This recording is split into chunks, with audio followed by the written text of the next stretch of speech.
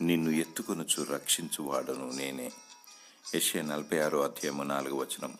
ప్రతి కుటుంబంలో పుట్టిన ప్రతి పిల్లలను వారు నడిచే ప్రాయం వచ్చే వరకు ఎత్తుకొనవలసినదే. వారికి ఆలోచన ఉండదు, వారు నడవలేరు, ఏమీ తెలియని స్థితిలో ఉంటారు. వారికి ఆకలేసినా చెప్పలేరు.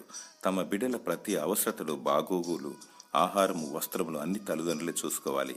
అదే రీతిగా మనం ఎంత పెద్దవారమైనా, ఎంత జ్ఞానమున్నా, ఏది చేయాలన్నా దేవుని అనుమతి, దేవుని శక్తి మరియు ఆయన చిత్తము ఎంతైనా అవసరము.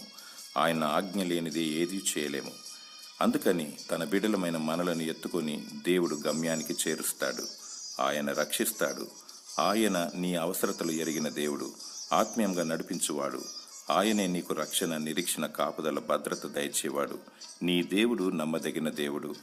ప్రభు అయిన యేసుక్రీస్తుకు కృతజ్ఞతాస్తుతులు చెల్లించు. దేవుడు నిన్ను దీవించును.